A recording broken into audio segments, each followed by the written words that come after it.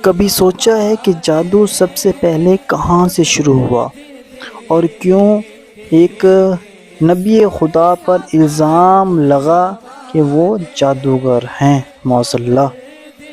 تو اس کی ابتدا کس طرح ہوئی، جادو کس طرح شروع ہوا؟ ہم یہ تو کہتے ہیں جادو ہو گیا، فلاں نے جادو کر دیا، اس طرح ہوا، جادو کیا۔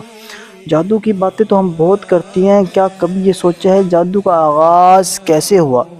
ہاں جی، آج کے ہم اس ویڈیو میں جانیں گے کہ جادو کا آغاز کیسے ہوا، کس طرح ہوا، کس نبی کے دور میں اس کا آغاز ہوا۔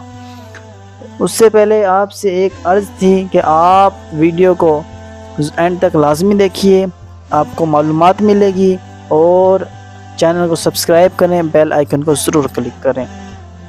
چلیں میں آپ کو بتاتا ہوں۔ حضرت سلیمان علیہ السلام اللہ پاک کے نبی ہیں، بہت اونچی شان والے ہیں۔ آپ وہ شان والے نبی ہیں جنہیں اللہ پاک نے بے مثال بادشاہت عطا فرمائی۔ آپ علیہ السلام کی حکومت صرف انسانوں پر نہیں بلکہ جنات پر بھی تھی۔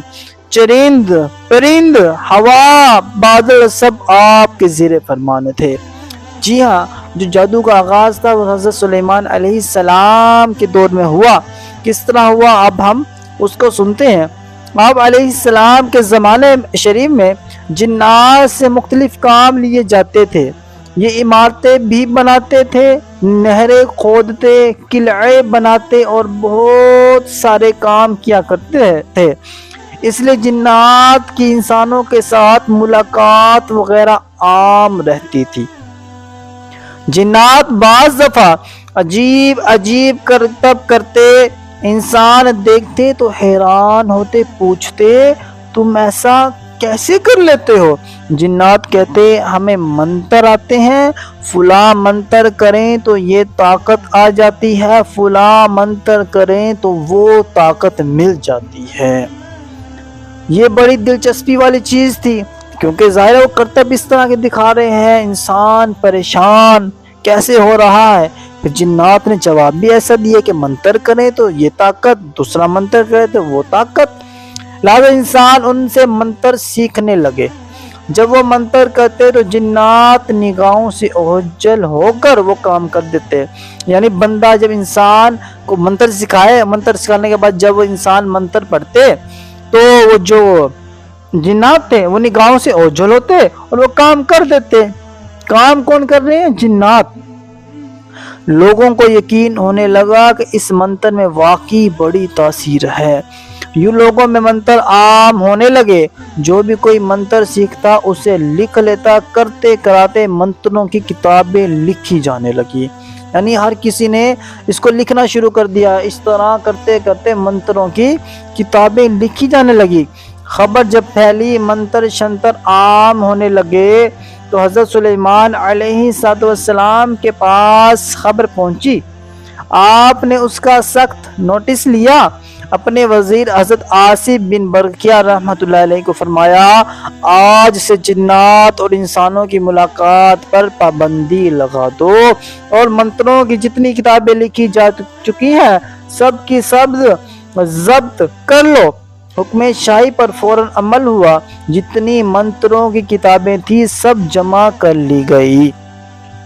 یعنی وہ کتابیں جن کو لوگوں نے منتریں پڑھ سیکھ کر جمع کر لیا، علم کو محفوظ کر لیا، پھر اس کے بعد وہ اس کو انجام دینے لگے، تو جب شاہی دربار میں آیا تو ان کو ضبط کر لی گئی۔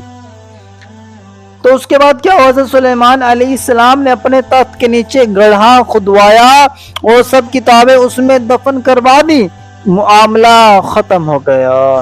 یعنی وہ جب منتر کسی کو یاد ہی نہ تھے، وہ انہوں نے کتابوں میں لکھ دیے تھے، منتر مشکل تھے، تو اس کے بعد حضرت سلیمان علیہ السلام نے ایسا کیا، گڑھا کھدوایا اور اس کو دفن کروا دیا۔ جب ایسا کیا تو اس کے بعد معاملہ ختم ہو گیا۔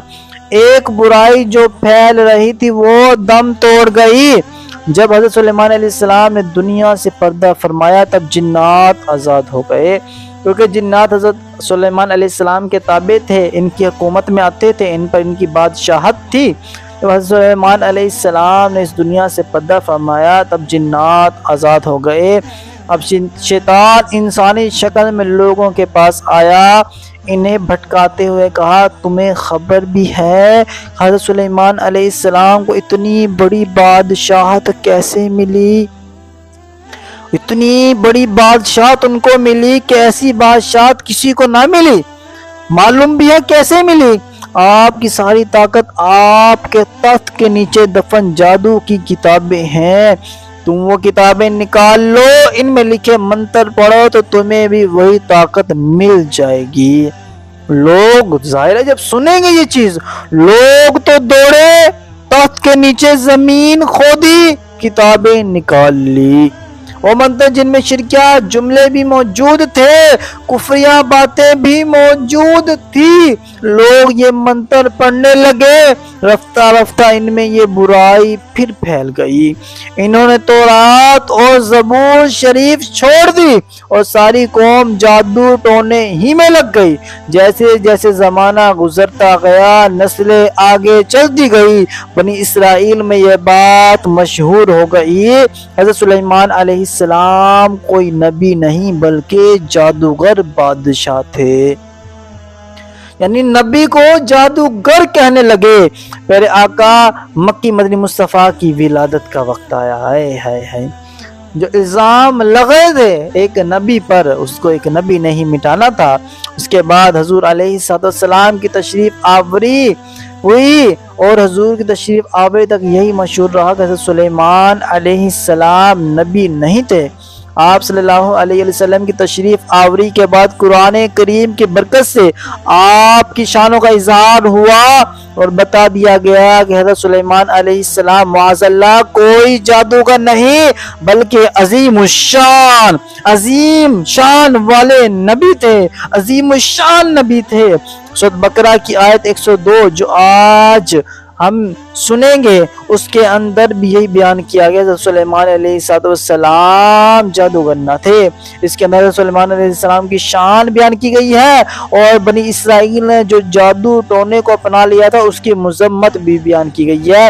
آیت کریمہ وَاتَّبَعُوا مَا تَتْلُو الشَّيَاطِينُ عَلَىٰ مُلْكِ سلیمان، اور یہ سلیمان کے عہد حکومت میں اس جادو کے پیچھے پڑ گئے جو شیاطین پڑھا کرتے تھے۔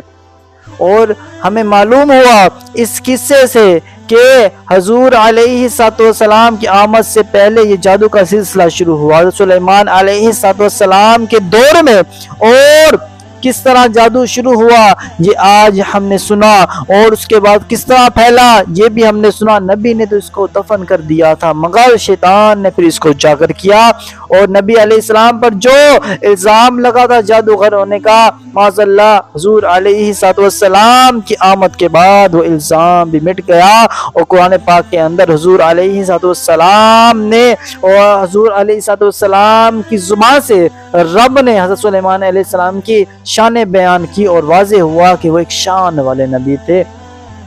تو معلوم ہو گیا کہ جادو بری چیز ہے، فائدہ مند چیز نہیں۔ یہ ہم نے آج ایک چیپٹر پڑھا، ایک چیپٹر اس کا اور ہے۔ یہ تو ہم نے ایک چیز سنی کہ کس طرح یہ جادو کا آغاز ہوا۔ اس کا آغاز ایک اور طریقے سے ہوا، دو طریقے تھے، ان میں سے ایک آج ہم نے سنا، انشاءاللہ ایک ہم ان قریب آنے والی ویڈیو میں سنیں گے۔